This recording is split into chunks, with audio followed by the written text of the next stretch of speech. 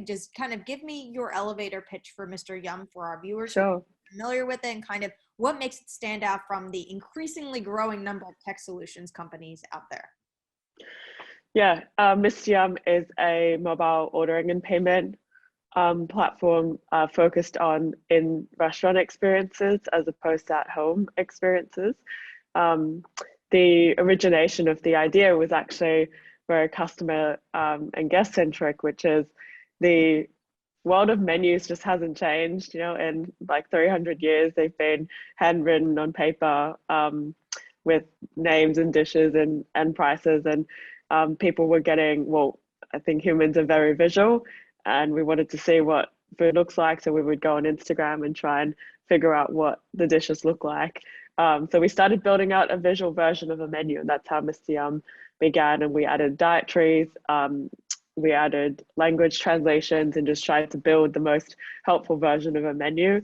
I think how we differentiate ourselves to the other, the mountain of tech products that are coming out, which the mountain of tech products is coming out is really it's because the industry has really changed its mindset around technology. I think it's almost like the catalyst has happened, and the openness around technology has led to the creation of these new solutions. It's kind of, one thing led to another, and we think about ourselves as a guest experience product. So we're not a B2B operations led, back of house led product. We're really a product that's trying to improve the interface between your guest and your staff, your guest and your bartenders, your guest in the restaurant, and the experience. And we see ourselves as an enabler of great experiences, and not there to take away from the experiences that we all love in hospitality. I love that. So I would love for you to walk me through some of the milestones or accomplishments that you're most proud of over the past, let's say, year. And I know one of them might be the latest round of funding that we just wrote about in our tech track. Yeah, thank you. Yeah, we started 3 years ago, but at the start of COVID, we were 12 people in the team, and today it's 130 of us. So it's grown very quickly over the last 18 months. The funding has been awesome. We've raised a couple of rounds this year. Alone, it was an $8 million US round in April, and then a 65 US round super recently announced. So yeah, funding is important for continuing to be able to innovate, and continuing to be able to build the best product in the world and support our customers the way that we want to support them, whilst also growing into new markets, and the US being a big focus for us in 2022. Speaking of that growth, what US markets are you guys looking into next? We started in LA and have almost done a bit of a soft launch into that market in 2021, and we've got a few test markets in mind for early next year, and I don't think we've quite figured out exactly which markets we think will be the fastest growing markets for us, but we've got a list of about 5 that we think are going to be really suitable.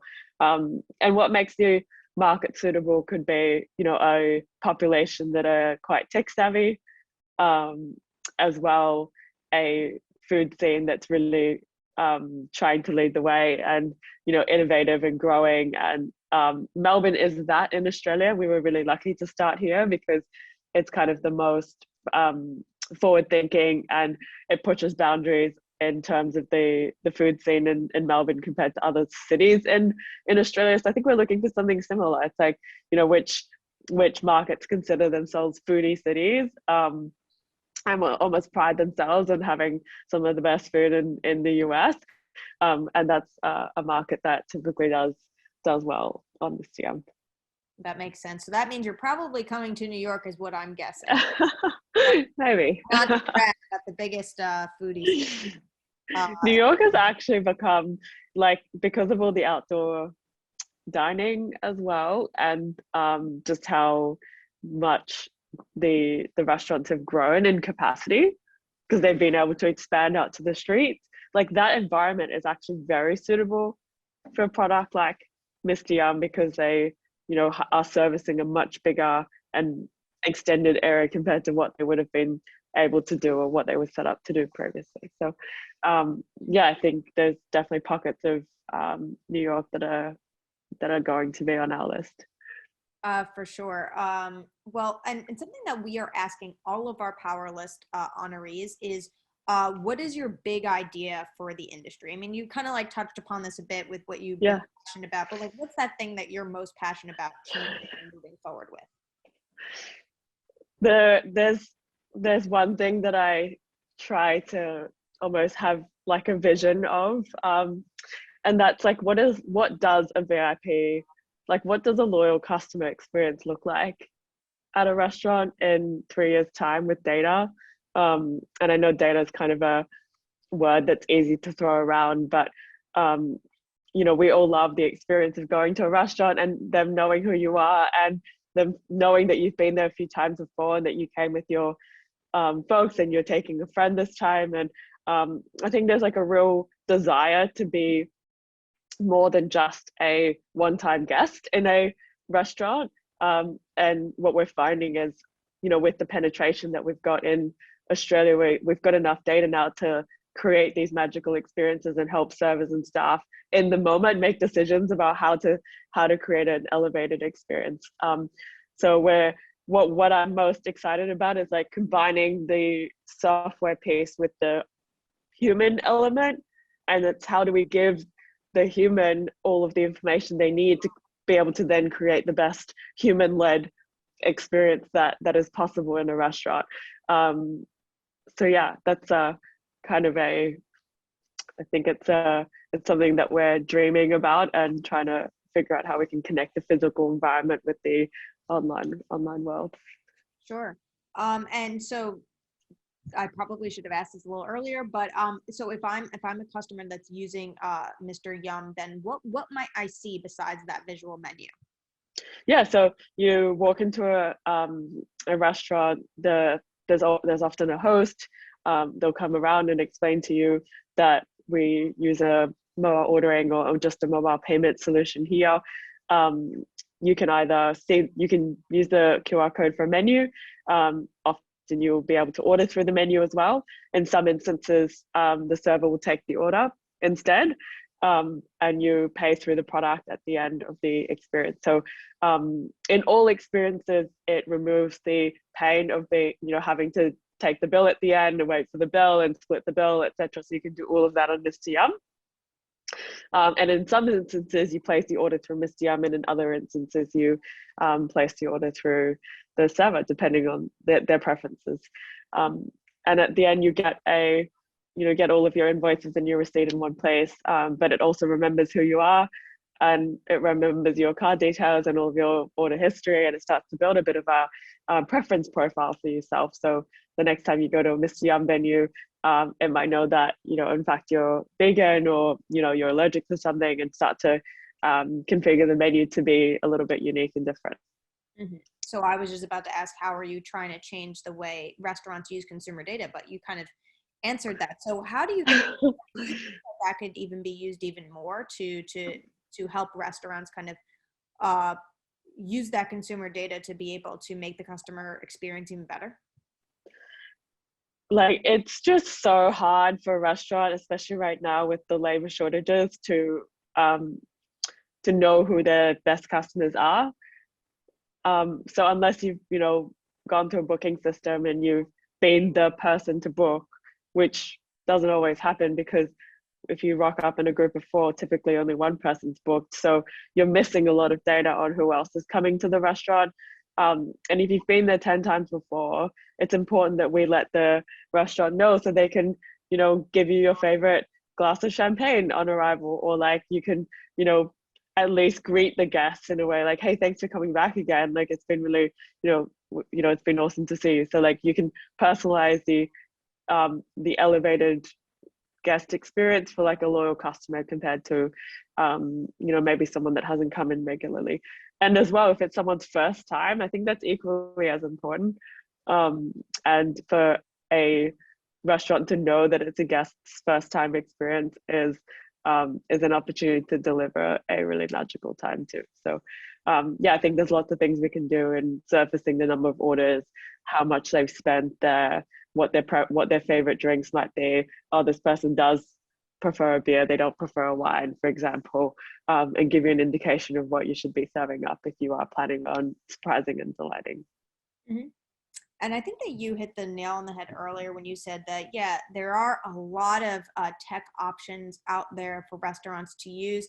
And it's just become like, I think because of the pandemic, but also it was beginning before then, that technology or digital tech and being involved in that world went from something that, maybe a chain restaurant might have, or is a luxury thing for restaurants that have enough money to do so, to it's kind of a must have.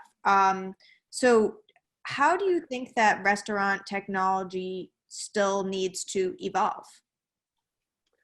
I think that the players in the space have a bit of work to do in creating like a way better integrated stack. And it's no different to any other industry historically where there's been a rapid uptake in technology.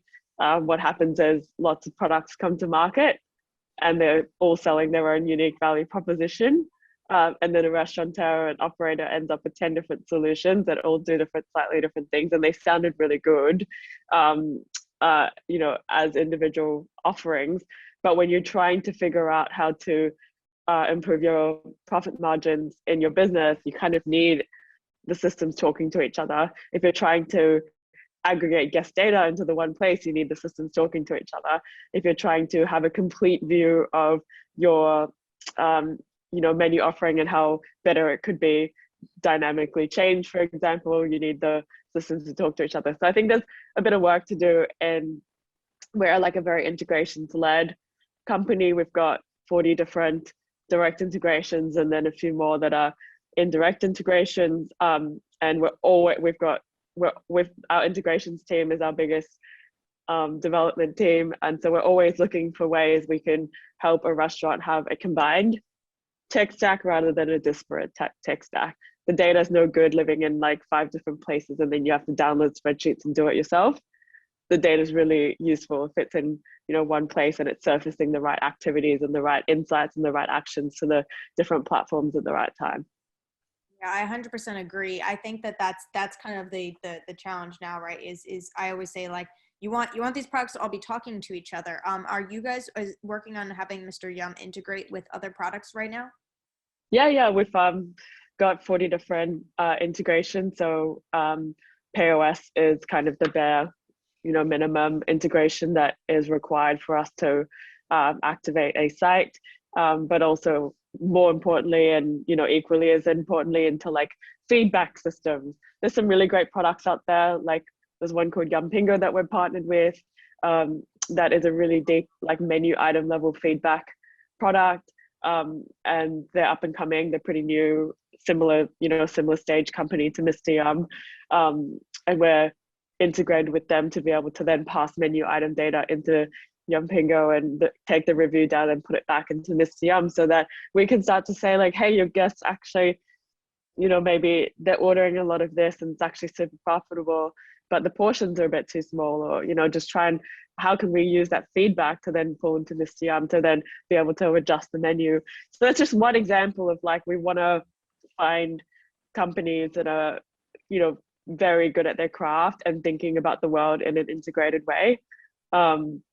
POS is one part, feedback is another part, but also CRMs, marketing platforms, email platforms. How do we help our customers get the guest data that they want into these CRM platforms, so you can start, marketing Christmas offerings to them, or New Year's events. Mm-hmm. And yeah. it is a lot to think of, right? So like, what do you say to your restaurant partners that are kind of overwhelmed or confused? It is it's definitely a game of trying to pick what you want to be good at and focus on like, you know, areas of improvement, and then working through that list over time. It's pretty overwhelming to try and change everything in your tech stack at once. So what I think our responsibility is if we get to work with them and we get to partner with them, then we try and work on the guest experience interaction first, and then we start to introduce the partners that we've got in the ecosystem to think about, well, how are you marketing? Have you got a CRM? If you've got something like MailChimp's not like a hospitality specific product.